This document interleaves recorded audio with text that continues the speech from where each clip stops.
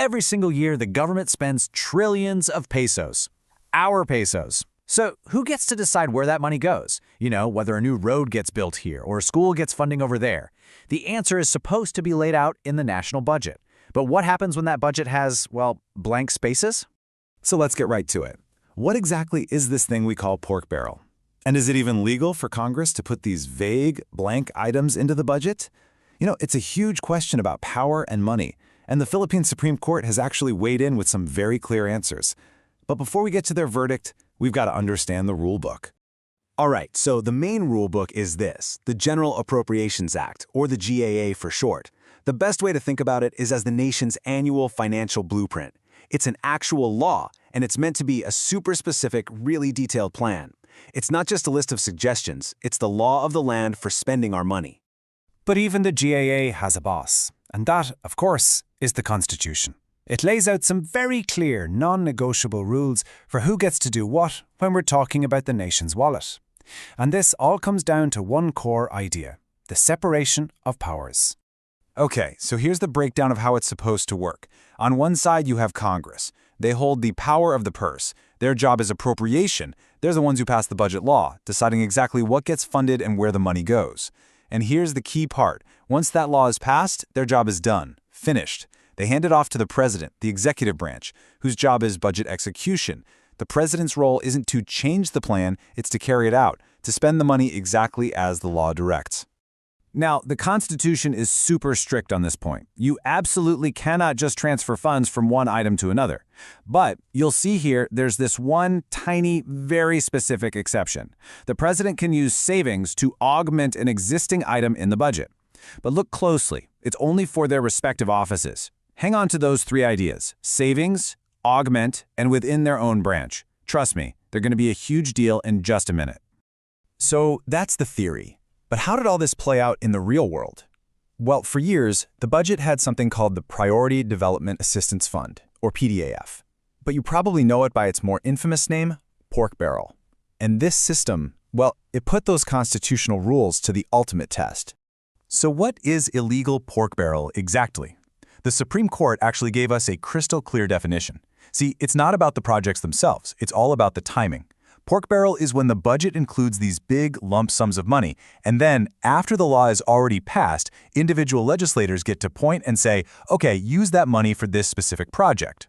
It's basically giving them a blank check after the fact. And that right there, that's the heart of the problem. The Supreme Court gave it a legal name: post-enactment intervention. It's a fancy way of saying that legislators were meddling with the budget after their job of making the law was supposed to be completely over. So by jumping back in after the fact, legislators were really stepping on the toes of the executive branch. They weren't just making the law, they were trying to execute it too.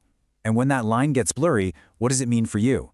It means the decision to build a school in your town might not be based on what your community actually needs, but on political favors. And that's a huge problem. Which brings us to the Supreme Court's final verdict. And they did not mince words. Any system, whatever you want to call it, that lets individual legislators point to projects after the budget is already law is unconstitutional, period. The power of Congress is to pass the budget as a whole, not to hand out blank checks for its members to cash in later. Okay, so that's a slam dunk on the legislative side. But it makes you wonder, what about the president? We talked about that little exception, right? That limited power to use savings. So how far does that power actually go? Can the executive just find some savings and create brand new projects that Congress never even heard of? Well, that exact question was at the heart of another huge Supreme Court case. This one about something called the Disbursement Acceleration Program, or DAP. And it turns out the rules for the president are just as strict, if not stricter. First things first, what exactly are savings? The court got very, very precise here. Savings are not just unspent money from a slow-moving project. Let's say there's money for a bridge, but construction is just taking a while. That's not savings. But what if the government officially says, nope, we're canceling the bridge project entirely? Now we're talking. That's savings. Only then is that money legally free to be moved. Okay, so this gives us a really simple three-part checklist for any legal transfer of funds by the president. 1, a law has to allow it, which the GAA usually does. 2, the money has to be actual savings, based on that strict definition we just talked about. And number 3, and this is the real kicker, the money can only be used to augment or add to an item that already exists in the budget. You can't just invent a whole new project out of thin air that Congress never voted on. No way. All right, but let's say you check all 3 of those boxes. You've got legitimate savings for an existing project. There's still one more massive, hard and fast rule you cannot break. The transfer can't be cross-border. So what does cross-border mean? This goes back to that constitutional phrase, for their respective offices. The president can move savings around inside the executive branch, say from one department to another. That's allowed. But can he transfer savings from the executive branch over to Congress? Nope. To the judiciary? Absolutely not. Or to the constitutional commissions? Prohibited. The Supreme Court made it very clear, those cross-border transfers are illegal. So why all the fuss? Why are these rules so incredibly strict? I mean, does all this legal jargon really matter? Yes, 1,000 times yes. Because these aren't just technicalities on a piece of paper. They're the fundamental guardrails that protect the people's money and make sure there's accountability in our government. All right, let's boil it all down. What are the big takeaways here? First, Congress's job is to pass the budget law. Once that's done, their part in the process is over. Hands off. That means any blank check system is unconstitutional.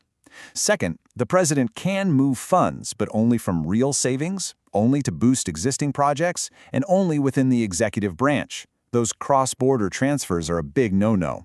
It all comes back to that core principle, separation of powers. It's the ultimate shield for the nation's wallet. So there you have it. The Supreme Court has drawn some very bright lines in the sand. The rules couldn't be clearer. The real question now is for us, for you and me. Knowing these rules, what should we be looking for when we hear about lump sum appropriations or about budget realignments? And that's why understanding all this is so important. It gives us the tools to watch our wallet, the nation's wallet.